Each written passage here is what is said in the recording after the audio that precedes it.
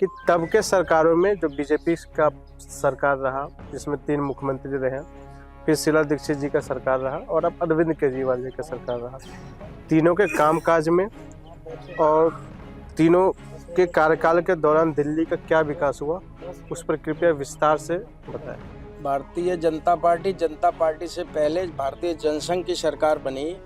सारे देश में पहले मुख्यमंत्री थे हमारे दिल्ली के डॉक्टर विजय कुमार मल्होत्रा जी।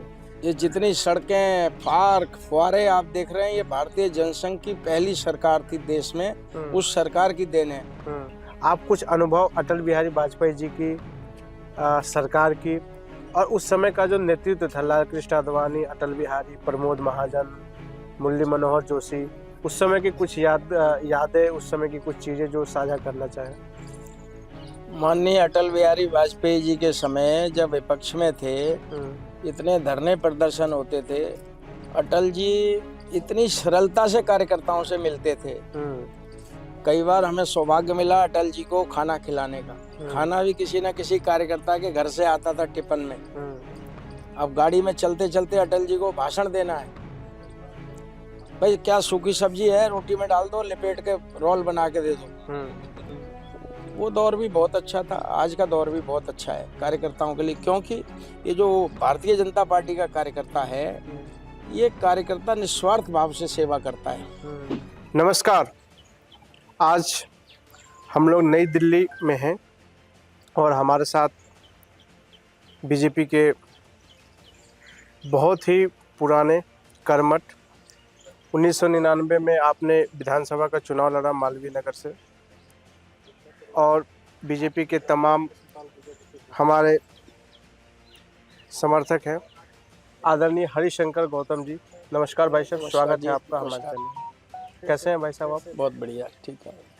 आपने वो दौर भी देखा जब भारतीय जनता पार्टी की सरकार थी दिल्ली में, और उसके बाद शीला दीक्षित जी मुख्यमंत्री रहीं और अभी आदरणीय अरविंद केजरीवाल जी मुख्यमंत्री हैं। सबसे पहले हमारी जानने की एक प्रबल इच्छा जागृत हो रही है कि तब के सरकारों में जो बीजेपी का सरकार रहा, जिसमें 3 मुख्यमंत्री रहे, फिर शीला दीक्षित जी का सरकार रहा और अब अरविंद केजरीवाल जी का सरकार रहा, तीनों के कामकाज में और तीनों के कार्यकाल के दौरान दिल्ली का क्या विकास हुआ, उस पर कृपया विस्तार से बताएं। दिल्ली में सबसे पहली सरकार हमारी भारतीय जनसंघ की जी, भारतीय जनता पार्टी से पहले भारतीय जनसंघ की सरकार बनी। सारे देश में पहले मुख्यमंत्री थे हमारे दिल्ली के डॉक्टर विजय कुमार मल्होत्रा जी। 1967 से लेके 1971 तक। अच्छा। जो काम उस समय में डॉक्टर विजय कुमार मल्होत्रा जी ने भारतीय जनसंघ की सरकार ने किया, ना भूतो ना भविष्यति। 2 मेडिकल कॉलेज 67 से 71 तक, 19 कॉलेज, ये जितनी सड़कें, पार्क, फुआरे आप देख रहे हैं, ये भारतीय जनसंघ की पहली सरकार थी देश में, उस सरकार की देन है। उसके बाद 1977 में हमारी सरकार बनी, जिसके मुख्यमंत्री थे आदरणीय श्री केदारनाथ साहनी जी। उसके बाद हमारे मुख्यमंत्री बने श्रीमान मदन लाल खुराना जी। मदन लाल जी कब मुख्यमंत्री बने? मदन लाल खुराना जी मुख्यमंत्री बने 93 में। 93 में। और इतना काम किया मदन लाल खुराना जी ने दिल्ली के अंदर। ये जो आप दिल्ली में फ्लाईओवर का जाल देख रहे हैं, जितने फ्लाईओवर हैं, डॉक्टर जगदीश मुखी जी हमारे वित्त मंत्री थे दिल्ली के, खुराना जी मुख्यमंत्री थे। सारे जगदीश मुखी जी के साइन से 45 फ्लाईओवर पहली योजना में ही स्वीकार किए गए। पहली मेट्रो अटल बिहारी वाजपेयी जी के टाइम पे दिल्ली से लाए, दिल्ली यूनिवर्सिटी से सीलमपुर तक, और जिसको उसका भी फाइनेंस का काम डॉक्टर जगदीश मुखी जी और मदन लाल खुराना जी की सरकार ने किया, मेट्रो देने का दिल्ली को। जो काम उस जमाने में हुए। उसके बाद आई शीला दीक्षित। शीला दीक्षित ने एक बहुत बड़ी अकलबंदी की, जिससे वो कामयाब रही। 15 साल दिल्ली में राज किया शीला दीक्षित जी ने, कि मदन लाल खुराना जी की जितनी योजनाएं थी, उन्होंने किसी भी योजना को इधर उधर नहीं किया। उन्होंने कहा भाई ये योजनाएं सारी चलने दो, भाई फ्लाईओवर को रोकेंगे, अड़ंगा लगाएंगे तो 5 साल फिर योजना बनाने में ही रह जाएंगे। तो उन्होंने सारे फ्लाईओवरों को कंटिन्यू किया शीला जी ने। मदन लाल खुराना जी के, डॉक्टर जगदीश मुखी जी के जितने काम थे उन सबको उन्होंने ऐसे ही आगे बढ़ाया। उसमें शीला दीक्षित जी कामयाब हो गई और उसका परिणाम ये हुआ कि शीला दीक्षित जी ने 15 साल काम किया। उसके बाद आप लोगों को जानकारी है 82 में कॉमनवेल्थ गेम आ गया 2010 में। तो कॉमनवेल्थ में इन लोगों ने बड़ा घोटाला किया। शीला दीक्षित की गवर्नमेंट ने 70,000 करोड़ का घोटाला किया। उसके बाद में शीला दीक्षित की सरकार 15 साल के बाद चली गई। फिर हमारी सरकार आई तो हमारे 3-4 एमएलए कम थे। हमारी सरकार ने, हमारे नेताओं ने कि भाई नैतिकता के आधार पे हम सरकार नहीं बनाएंगे, जबकि एमएलए हमारे पास तैयार थे दूसरी पार्टियों के आने के लिए। डॉक्टर हर्षवर्धन जी हमारे मुख्यमंत्री, पर मना कर दिया। ये 2013 की बात आप बता रहे हैं। हाँ, तो मना कर दिया उनको कि भाई हमें सरकार नहीं बनानी। उसके बाद दिल्ली का दुर्भाग्य रहा कि केजरीवाल जैसे व्यक्ति को दिल्ली की जनता ने चुन लिया और झूठे आश्वासन, झूठे वायदे, बच्चों की कस्में खाना, झूठ बोलना, अन्ना हजारे के आंदोलन का लाभ उठा करके दिल्ली का सत्यानाश कर दिया केजरीवाल की गवर्नमेंट ने। इतनी पहली भ्रष्ट और निकम्मी सरकार आई है दिल्ली के अंदर, जो सबको पानी पी पी करके गाली देते थे केजरीवाल जी और उनके चेले। आज सबसे ज़्यादा देश के अंदर अगर कोई भ्रष्ट सरकार है तो केजरीवाल की सरकार है। केजरीवाल के मिनिस्टर हैं, रोज़ घोटाले आ रहे हैं, दुनिया को पता है। यहाँ से भ्रष्टाचार करके हजारों करोड़ का भ्रष्टाचार किया है केजरीवाल की सरकार ने और दिल्ली का बिल्कुल दिल्ली को तबाह कर दिया है। जबकि केजरीवाल जी हमेशा एक बात कहा करते थे, हम दिल्ली को पेरिस बनाएंगे, दिल्ली को लंदन बनाएंगे, दिल्ली को इटली बनाएंगे। सारी दिल्ली का सत्यानाश कर दिया। आप कहीं भी चले जाइए, इतनी बुरी हालत है दिल्ली की, इतनी भयानक स्थिति है, इतनी ज़्यादा कि कुछ बचा ही नहीं है दिल्ली में। और भ्रष्टाचार चरम सीमा पे है दिल्ली के अंदर, कोई काम ही नहीं हो रहा, कोई एमएलए काम ही नहीं करते। तो पूरा भ्रष्टाचार कर दिया केजरीवाल की गवर्नमेंट ने दिल्ली के अंदर। अभी जैसा कि आपने बताया अंकल जी कि आपने विजय कुमार मल्होत्रा जी जब मुख्यमंत्री थे, मदन लाल खुराना जी थे, साहेब सिंह वर्मा जी थे, केदारनाथ साहनी जी थे, राजीव जी, कुछ स्मृतियां तब के जो नेता थे दिल्ली प्रदेश के जनसंघ के और भारतीय जनता पार्टी के जो मुख्यमंत्री थे, प्रदेश अध्यक्ष जैसे विभिन्न पदों पे थे, उनके साथ आपका अनुभव, आपने क्या देखा और आज की पीढ़ी को उस समय की कुछ घटनाएं, उस समय की कुछ वाक़या ऐसे जो आपकी स्मृति में हो, जो आप बताना चाहें। उस जमाने के नेता, वो जमाना और था जी। अभी जमाना बहुत संपन्नता आ गई है, सुगमता आ गई है, सुविधाएं आ गई हैं। उस जमाने में नेता बहुत आसानी से उपलब्ध थे और जितने हमारे मुख्यमंत्री रहे, मदन लाल खुराना जी रहे हों, केदारनाथ साहनी जी रहे हों, डॉक्टर विजय कुमार मल्होत्रा जी रहे हों, पूरी दिल्ली का प्रवास करते थे। एक एक क्षेत्र की उनको जानकारी होती थी। अब पिछले 20-22 साल से तो दिल्ली का बहुत दुर्भाग्य है कि दिल्ली को बिल्कुल लावारिस बना दिया है। दिल्ली की बहुत दुर्दशा है। कोई दिल्ली में कुछ, दिल्ली लगती नहीं है कि भारत की राजधानी है हमारी दिल्ली। ऐसी दिल्ली की स्थिति, अगर ये नई दिल्ली का एरिया हम छोड़ दें, 5-6 किलोमीटर का एरिया, तो बाकी क्षेत्र आपको लगता ही नहीं है दिल्ली। ऐसी स्थिति पैदा कर दी है इन कांग्रेस की और केजरीवाल की सरकार ने दिल्ली के अंदर। कांग्रेस ने भी दिल्ली को बर्बाद करने में कोई कसर नहीं छोड़ी। उस समय के जो मुख्यमंत्री, उस समय के जो पार्टी का शीर्ष नेतृत्व था, उनका काम करने का तरीका, उनके कुछ अनुभव आप अगर साझा कर सके तो। नहीं, काम करने का तरीका, वो जमाना जैसे जमाना था, उस जमाने के नेता काम करने का तरीका उनका भी बहुत अच्छा था। जो हमारे आज के नेता हैं, अब जितने भी हमारे नेता रहे हैं, हमारे प्रदेश अध्यक्ष रहे हैं अभी थोड़े दिन पहले तक, श्रीमान मनोज तिवारी जी, बड़ी आसानी से उपलब्ध रहे हैं हर कार्यकर्ता के लिए। कभी उनके घर में चले जाइए, कार्यालय में चले जाइए, कोठी पे चले जाइए, बहुत आसानी से उपलब्ध रहे। अभी हमारे वर्तमान में अध्यक्ष हैं श्रीमान सचदेवा जी, वो कार्यकर्ताओं से ऐसे मिलते हैं, लगता ही नहीं कि हमारे प्रदेश के अध्यक्ष हैं। ऐसे लगता है कि मेरे भाई हैं छोटे, मेरे भाई हैं बड़े। तो हमारे कार्यकर्ताओं में जो संस्कार हैं, ये सब आरएसएस की देन है। तो हमारे जितने भी नेता रहे, बड़े से बड़े नेता, बहुत आसानी से सरलता से उपलब्ध रहते हैं। अब व्यवस्था इतनी ज़्यादा हो गई है, काम इतना ज़्यादा हो गया है, तो इस कारण से थोड़ी सी कहीं समस्या आ जाती है। बाकी तो कार्यकर्ता नेता हमारे बहुत आसानी से उपलब्ध हैं, कहीं कोई परेशानी कभी आई नहीं आज तक, हम लोगों को तो बिल्कुल भी नहीं आई। अब हमारे कार्यकर्ता आपके सामने देखिए, सब यहाँ बैठे हैं, सबका स्वागत है। बिल्कुल।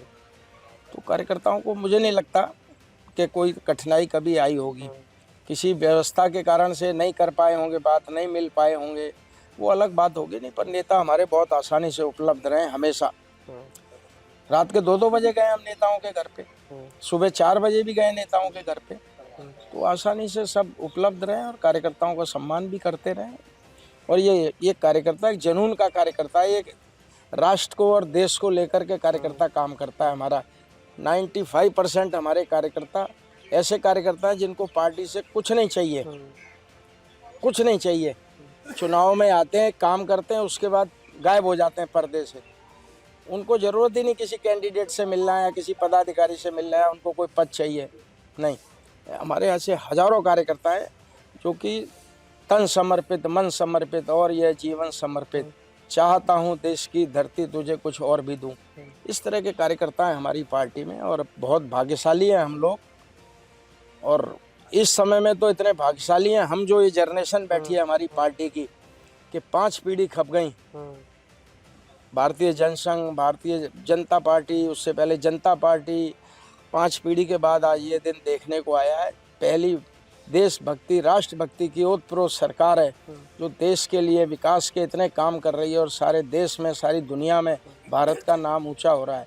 जितने काम पिछले 10 साल में हुए मोदी सरकार में, उससे पहले 65 साल रहे हैं ये लोग, कांग्रेस के लोग, उतने काम 65 साल में नहीं हुए।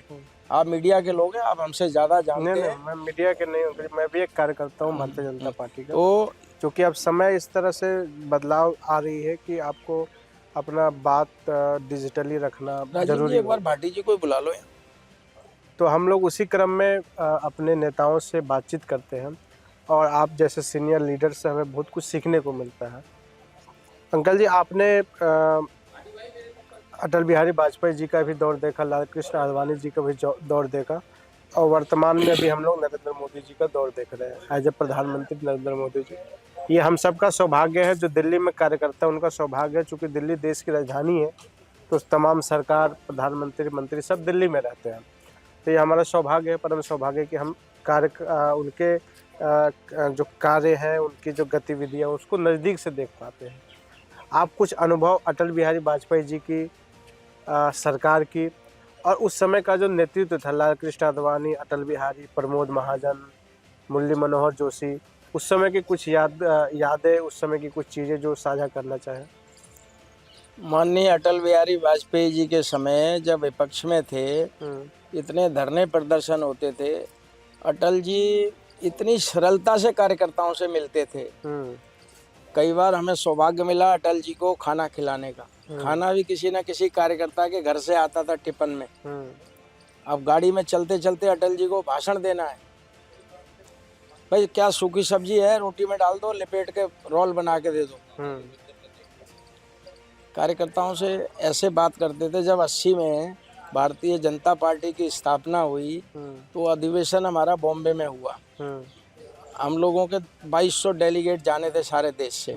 आप गए थे? मैं गया था और हम लोग वहाँ पे 3000 से ऊपर लोग हो गए। व्यवस्था थोड़ी गड़बड़ा गई। अटल जी और आडवाणी जी दाल चावल अपने हाथ से बांट रहे थे कार्यकर्ताओं को। 1980 का जो प्रथम अधिवेशन हुआ, प्रथम अधिवेशन बॉम्बे में हुआ। उस समय की कुछ और स्मृतियाँ? तो प्रमोद महाजन जी बहुत यंग थे उस टाइम पे, बहुत काम कर रहे थे प्रमोद महाजन जी। सारी व्यवस्था उनके हाथ में थी बॉम्बे की। तो अटल जी, आडवाणी जी अपने हाथ से दाल चावल बांट रहे हैं। फिर उसके बाद भोजन के बाद अनाउंस कर रहे हैं कि जो कार्यकर्ता को उनके रिश्तेदार रहते हैं, मित्र रहते हैं, तो भाई उनके यहाँ जाके भी रह सकते हैं। जगह की थोड़ी व्यवस्था कम हो गई, संख्या ज़्यादा हो गई है, 1800 लोग ज़्यादा हो गए। तो वो दौर भी बहुत अच्छा था। आज का दौर भी बहुत अच्छा है कार्यकर्ताओं के लिए, क्योंकि ये जो भारतीय जनता पार्टी का कार्यकर्ता है, ये कार्यकर्ता निस्वार्थ भाव से सेवा करता है। चुनाव के बाद इतने कार्यकर्ता आ रहे हैं चुनाव में, और चुनाव खत्म होगा अपने आप चले जाएंगे। उनको मिलना ही नहीं किसी उससे नेता से, उनको कोई लेना देना ही नहीं है। भाई संगठन के लिए काम करने के लिए आए मैदान में, और संगठन का काम खत्म होगा, अपने अपने काम पे वापस लौट जाएंगे। बहुत अच्छा दौर था वो भी, और बहुत अच्छा दौर है ये भी। पर हमारी जो जनरेशन है ये बहुत भाग्यशाली हैं हम लोग कि आज राष्ट्रीय स्वयंसेवक संघ के प्रचारक, देश के प्रधानमंत्री हैं, राष्ट्रपति हैं, उपराष्ट्रपति हैं। ये हमारी जनरेशन के लिए बहुत सौभाग्य की बात है। और ऐसी सरकार है जिस पे पिछले 10 साल के कार्यकाल में एक भी भ्रष्टाचार का आरोप नहीं लगा है। नहीं तो आप 65 साल का पिछला इतिहास उठा के देख लीजिए, ये घोटाला वो घोटाला, इतने घोटाले होते थे पहले। मनमोहन सिंह जी के टाइम में 10 साल में तो घोटाले ही घोटाले होते थे, दूसरा कोई काम ही नहीं होता था। और इतना भ्रष्टाचार था मनमोहन सिंह जी के टाइम में, और सारा खेल करते थे ये नेहरू फैमिली, गांधी फैमिली, पर्दे के पीछे से। सामने रखा हुआ था मनमोहन सिंह जी को। ये सोनिया गांधी, राहुल गांधी, प्रियंका गांधी, रॉबर्ट वाड्रा, ये सब लोगों का गेम था। तो पहली सरकार आई है देश में जिस पे 10 साल काम करने के बाद एक भी भ्रष्टाचार का आरोप नहीं है। तो ये बड़ा सौभाग्य है हमारी पार्टी के लिए भी और इस देश के लिए भी कि ये सरकार बहुत काम किए हैं। गिनवाना शुरू करेंगे, इतने काम किए हैं इस सरकार ने। 10 करोड़ शौचालय, 10 करोड़ गैस के सिलेंडर माता बहनों को। लकड़ी खत्म हो गई है, चूल्हा जलाने के लिए लकड़ी नहीं मिलती गरीब लोगों को। 80 करोड़ लोगों को अन्न दे रही है ये सरकार। मेरा जो अपना काम है, मेरे पास हजारों मुस्लिम काम करके गए, यूपी के, बिहार के, हजारों, पिछले 20-25 साल में। आज इतने खुश हैं वो गरीब लोग, छोटे छोटे लोग हैं, एक एक कमरे के मकान में रहते हैं।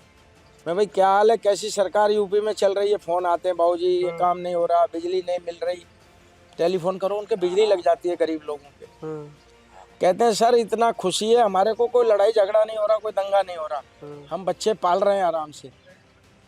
पहले बिजली नहीं थी, हर घर में बिजली है, आराम से दाल रोटी कमा रहे हैं, उनके बच्चे एंजॉय कर रहे हैं। बहुत अच्छा काम हो रहा है, बहुत अच्छा काम हो रहा है।